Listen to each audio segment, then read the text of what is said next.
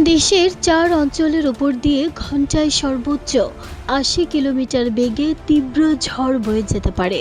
এ কারণে এসব এলাকার নৌবন্দরকে ২ নম্বর নৌ হুঁশিয়ারি সংকেত দেখাতে বলা হয়েছে। ১৫ই মার্চ অভ্যন্তরীণ নদীবন্দরসমূহের জন্য দেয়া পূর্বাভাসে বলা হয়েছে, চৈত্র মাসের শুরুতেই দেশের প্রকৃতিতে বৈরী আবহাওয়ার পূর্বাভাস দিয়েছে আবহাওয়া অধিদপ্তর।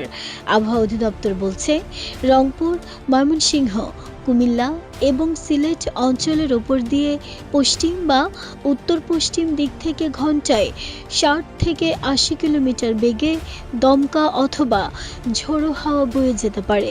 এই ঝড়ের সাথে অস্থায়ীভাবে বৃষ্টি অথবা বজ্রসহ বৃষ্টি হওয়ার প্রবল সম্ভাবনা রয়েছে। উদ্ভূত পরিস্থিতি বিবেচনা করে এসব এলাকার নৌবন্দরসমূহকে ২ নম্বর নৌ হুঁশিয়ারি সংকেত দেখাতে বলা হয়েছে। কেবল নির্দিষ্ট ৪টি অঞ্চলেই নয়, সারা দেশের আবহাওয়ার পূর্বাভাসেও বৃষ্টির সম্ভাবনার কথা বলা হয়েছে। আবহাওয়া অফিস বলছে, ময়মনসিংহ, ঢাকা, চট্টগ্রাম ও সিলেট বিভাগের কিছু কিছু জায়গায় এবং রংপুর, রাজশাহী, খুলনা ও বরিশাল বিভাগের ২-১ জায়গায় অস্থায়ীভাবে দমকা অথবা ঝোড়ো হাওয়াসহ বৃষ্টি হতে পারে। একই সাথে আকাশ জুড়ে বিদ্যুৎ চমকানো এবং বজ্রপাতের বিষয়েও সাবধানতা অবলম্বন করতে বলা হয়েছে।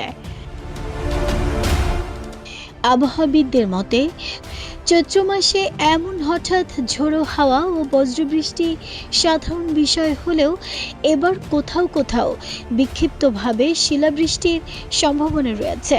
বিশেষ করে উত্তর ও পূর্বাঞ্চলের জেলাগুলোতে শিলার কারণে ফসলের ক্ষয়ক্ষতির আশঙ্কা করা হচ্ছে। নদীবন্দরে চলাচলকারী ছোট নৌযানগুলোকে সাবধানে তীরের কাছাকাছি থাকার পরামর্শ দেওয়া হয়েছে। নাহিদা স্মৃতি, দেশ রূপান্তর।